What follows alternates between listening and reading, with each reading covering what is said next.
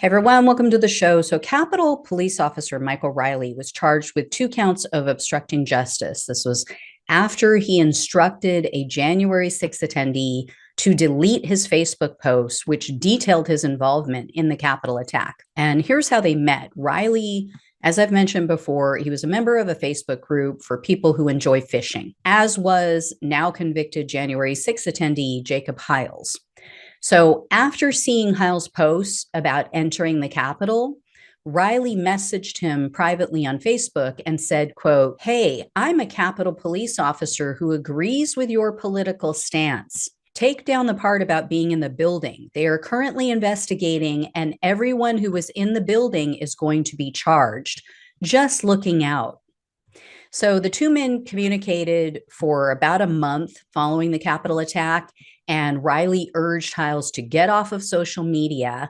But then after Hiles was charged, Riley sent him additional messages, seemingly try to do damage control because he knew he was going to be outed. Right. He knew the investigators were going to look into their communications. So Riley sent him this message saying, quote, "Was shocked and dumbfounded since your story of getting pushed in the building with no other choice now seems not only false, but is a complete lie. I feel like a moron for believing you. I was so mad last night. I deleted all your posts, but wanted to text you this morning and let you know that I will no longer be conversing with you."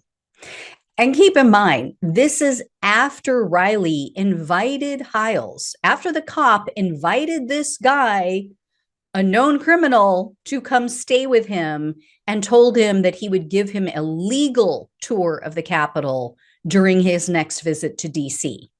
So Riley unsuccessfully appealed his indictment. He went on trial last week.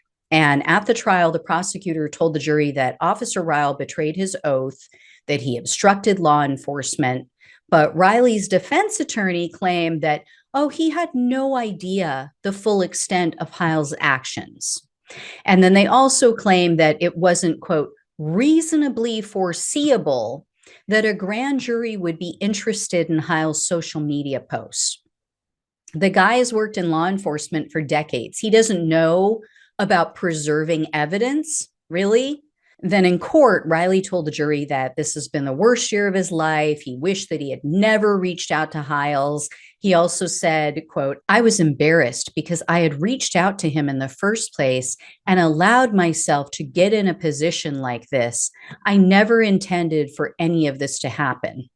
Then Riley also said that he didn't delete his messages with Hiles to obstruct justice. He claimed that he did it because he was upset with Hiles. In addition, Riley tried to make the jury believe that if Hiles entered the Capitol, he wanted him to be charged. He knew he entered. The guy said he entered, and he told him to delete the posts. Didn't turn him in, as a cop should or would do normally. No, he helped him to hide the evidence. And Riley's defense attorney then shared disparaging comments that Riley made about Hiles. He apparently called him a moron in a message. He said that he was not a bright guy. He also used a very disparaging term that you use for mentally disabled people. And then the attorney also showed the jury messages that Riley sent declaring that he wanted the Capitol attackers to be charged for their crimes, specifically people who first breached and vandalized the building and people who injured officers. And Riley told the jury, quote, "It was upsetting to me. I was upset to see our country going through this. We had a lot of officers who were hurt." Yeah, you did.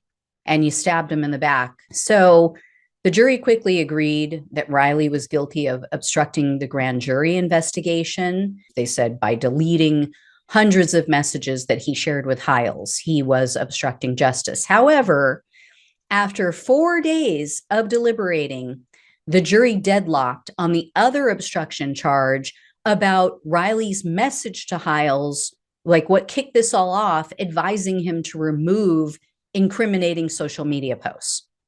And then, according to a juror who spoke with reporters, it was one lone holdout, one person that said that, oh, well, we couldn't be certain of Riley's state of mind or his intent. Seriously? You're a cop. Your place of work was just violently attacked. Your fellow officers were violently attacked. And you're telling one of the known attackers, someone who is admitted to being there, how to hide evidence of their involvement. What else could his state of mind have been other than to obstruct justice? Oh my God. Slap you, slap you. I don't even know. I'm at a loss. I mean, anyway, U.S. District Judge Amy Berman Jackson is presiding over this case. She declared a mistrial on that second charge, but she said that she won't make a final determination as to whether or not to acquit him of that charge until she has a chance to hear from both the prosecutor and the defense. So it's possible that the prosecutor may just drop it. They may just say, never mind, we got a conviction on one of the counts.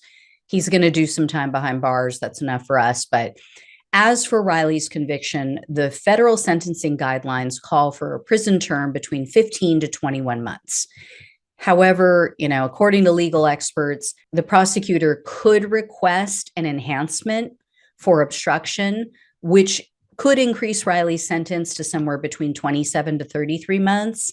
That is, of course, if the judge agrees. The prosecutor could make that request and the judge says, no, I'm not going to give that. But given who the judge is, I think it's likely. I think there's a good chance. I'll say that. There's a good chance she could agree to that enhancement. And maybe that would cause the prosecutor to drop the other charge and not move forward with a retrial. So I will absolutely keep you guys posted. I'll let you know when he is sentenced and if they make a determination on that other charge. So thanks so much for watching and listening, guys. Take care, and I'll talk with you soon.